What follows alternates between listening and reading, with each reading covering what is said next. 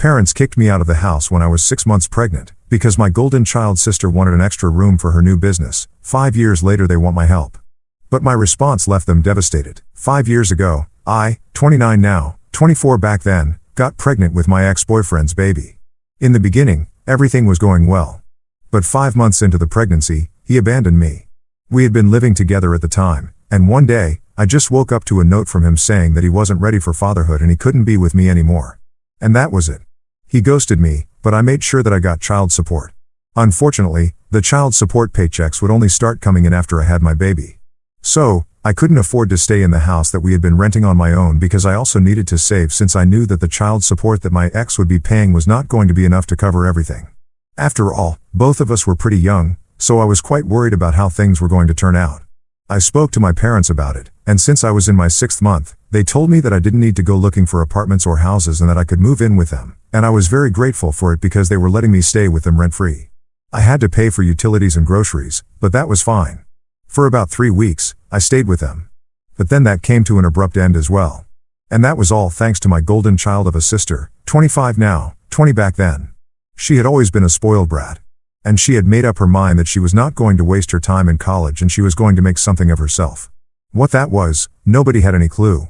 Since she mostly stayed locked up in her room and she relied on our parents for everything, she was not financially independent and she had had at least 2 failed businesses by then, but my parents still supported her and had full faith in her just because she seemed to be a good student back when she was in school. I don't know what happened to that, but anyway, I knew that she didn't like me coming back home, so I really should have seen it coming when she got me kicked out. She and I never really got along. And when I moved back home pregnant, she made it a point to taunt me about it every single chance that she got. And I ignored her because we were not kids anymore. And I didn't want to go picking fights with her. My parents never seemed to take note of it either. So, I knew that there was no point in protesting, but I never knew that she would do something so extreme because just within a couple of weeks of me moving in, my parents sat me down and told me that it was time for me to leave because they needed the room that I was staying in since my sister was planning on starting another business and she needed a warehouse for inventory. And right now, since they didn't have the funds to rent a place, they were going to empty my room and they were going to use that as a temporary warehouse. Her revolutionary idea was selling trendy jewelry and accessories online. Basically, stuff that you find on Pinterest. And she was not even making those herself. She was basically just a glorified reseller with an Instagram page, and that was her whole business idea, but my parents wanted to support her. So, even though I was pregnant, I needed a place to stay. They told me that I should be supportive of my sister and I could always stay with a friend, but she needed this and I had to vacate the house. It came as a huge shock to me because I never thought that their favoritism would go to such lengths. We got into a pretty bad fight over this and in the end I packed up all my stuff that day itself and ended up moving in with a friend of mine. Obviously I couldn't expect to stay there rent-free, but thankfully my friend was kind enough to split the rent 60-40 instead of the usual 50-50. For a while I was quite upset about all of this and I completely stopped speaking to my parents. They continued to try and reach out to me for a couple of months. But after that, when they did not receive any response from me, they stopped trying as well. And for the past 5 years, we've not spoken to each other. I guess with time, I forgot about them and moved on with my life. And they stopped caring about me. Not that they had cared much in the first place. Anyway, lots of things have changed in the past couple of years and I'm in a much better place now. I'm even married and coincidentally, I think getting kicked out and moving in with my friend was the best move of my life because that's how I met her brother. It took me a lot of time to get over my ex because we had been together since college. So, that was a lot of years, and the way he had just disappeared on me was really hurtful. Plus, I had my daughter to think about, so dating was off the table for me for a good few years. However, he never gave up on me. My friend and I had been close since college, so I had seen her brother a couple of times. But when I moved in with her, I started seeing him more frequently because he would often visit and sometimes crash on our couch. When he asked me out the first time 3 years back, I declined because it was just too soon. But like I said, he didn't give up. And within 6 months, I had agreed to go out with him. And after that, things went pretty fast. We got married earlier this year, and of course, my family was not invited, but I did have a couple of relatives over, so I know that they knew about my wedding, but they didn't bother to reach out to me. It was not surprising because they didn't bother to do that even when my daughter was born. So, I wasn't expecting anything from them this time. I had pretty much given up all hope of us ever reconciling. But then couple of days back, I received an email from my mom. She congratulated me on the baby and the wedding and told me that she was really proud of the life that I had built for myself and that she and my father wanted to reconcile with me because she felt like we had spent enough time being mad at each other and being egoistic, but now it was time to put everything in the past and just make amends for everything that had gone wrong. I was quite suspicious about that email because it had come out of the blue and it was really unlike my parents to just apologize. So I decided to go digging because I know that there must be something going on with them. Apparently my parents were in a lot of financial trouble. As expected, my sister's business had not worked out well. And in the past few years, she tried her hand at a few more businesses, which have also flopped.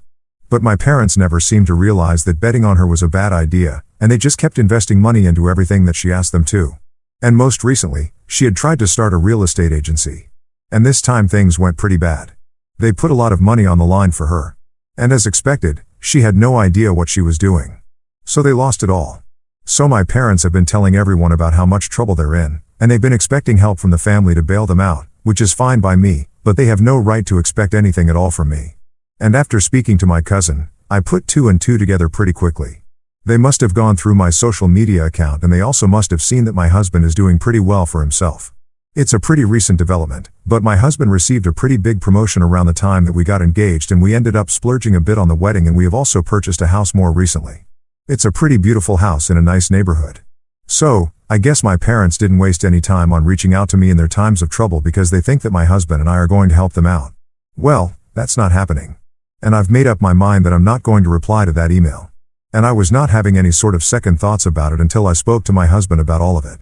And well, he had a different opinion. Basically, when I told him about all of this, he said that he had his doubts about their true intentions given the circumstances. And he told me that I'm not wrong to be doubting them. But he still told me to just give it a thought and not just outright reject their attempt to get back in touch with me because they might actually be interested in reconciling without any of this having anything to do with money. Now, I just want to make it clear. It's not like he was pressuring me to respond to my parents.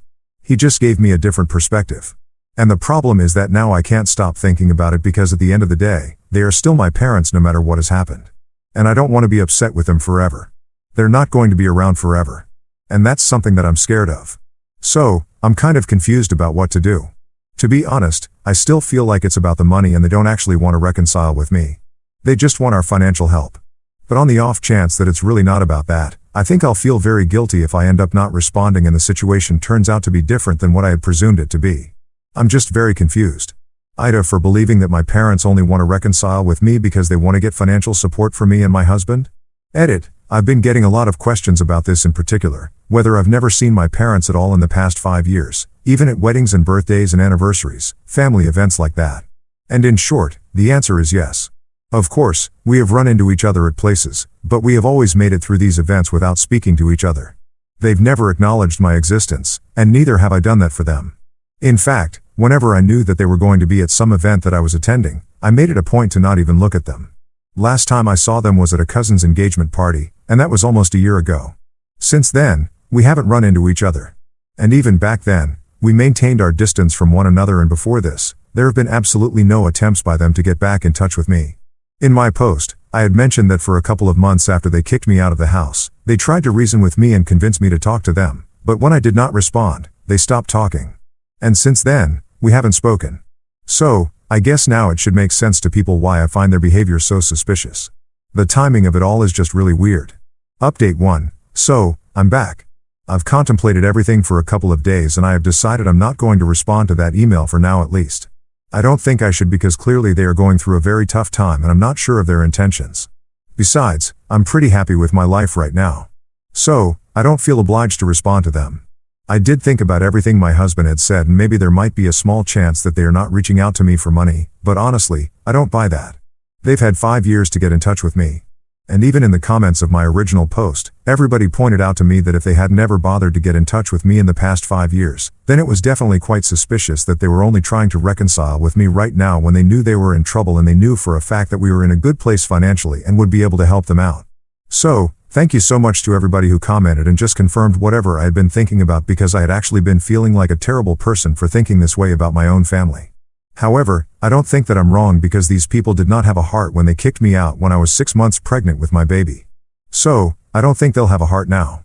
I might forgive them in the future if I think their apology is genuine and is coming from a good place, but right now I'm not sure of it, so I don't want to take any risks. I communicated my decision to my husband as well, and he was totally fine with it and told me that after all, these are my parents, so it was my call since I would obviously know them better. He had only thought that it was appropriate to share his perspective on things with me, and that's why he had done so. And I just want everyone to know that his intention was never to make me feel guilty or anything. Even though there were a couple of comments that I went through which thought that he might have been trying to manipulate me in their favor or something. But rest assured folks, that's not what was happening. Anyway, that's my decision for now. And again, thank you to everyone who commented. Update 2. So, it's been a week and a half since I received that email from my mom. And because I haven't replied to her yet, she decided to send me another one. This one was much longer. And in it, she said that she had sent another email before this, but she was not sure if I had received it or not because I did not reply to it. And a considerable amount of time had passed. So, she was going to assume that I must have either missed it or had chosen not to reply, in which case she would be quite disheartened. Then, she went on to tell me that she really wanted to talk to me and both she and my father wanted to make things right with me because 5 years had passed now and they had never seen my daughter, their granddaughter, and neither had they met their son-in-law. So, they believed that it was about time that we put our differences behind us and try to move forward because holding on to past grudges was only going to cause us more pain. Maybe that was true, but then again, I'm not sure of her intention. So, I don't really know what to do now. In her email, she also mentioned that my father's health has apparently been declining gradually, and he thinks that it's high time that we sort out our differences, lest something were to happen to him and he never got the opportunity to make things right with me. And I have to say that's a pretty scary thought, and I don't think that they're lying because my father does have a heart condition. And on my dad's side of the family, there definitely is a history of heart problems. So, I don't know. I don't want to be the kind of daughter who doesn't seem to care about her parents. But right now, I don't know if I should talk to them or not. And especially with the news of my father's health, I don't know what to believe anymore. It has put me in a very difficult position, to be very honest. And even though I've spoken to my husband about it, he's in just as much of a dilemma about this as I am. Both of us are pretty confused and we are trying to figure out a way to deal with the situation at hand, but we don't know what to do. So, I'm posting about it here because I think any and all sort of advice is welcome right now. So, please, if you guys can think of anything, comment or reach out or whatever and let me know. I haven't really spoken to anybody about all of this in the family because then I would have to share my concerns about them trying to get in touch with us only for the money, and I don't think I want to badmouth them since that will only create drama and won't lead to anything good. So, I'm trying to keep this to ourselves for now. And well, of course, I'm posting about it here, but since it's anonymous, I don't think it will matter that much. Update 3. Okay, so something crazy happened today. It's been 4 days since my last update since I received that second email from my mother. And because I had not responded to that either, I guess they decided to take matters into their own hands and showed up at my workplace. They knew where I worked. It's on my LinkedIn profile, so it was not that hard for them to figure it out. Anyway, while I was working today, just a couple of minutes before lunchtime, I received a call from the receptionist, and she's the one who informed me that my parents were here to see me. Obviously, most people would assume that this was something that I would be happy about because nobody at my workplace knows about my strained relationship with my parents. So, I had to make sure that nobody noticed that I was shocked and angry that they had shown up here, and I had to force myself to smile at them in the lobby.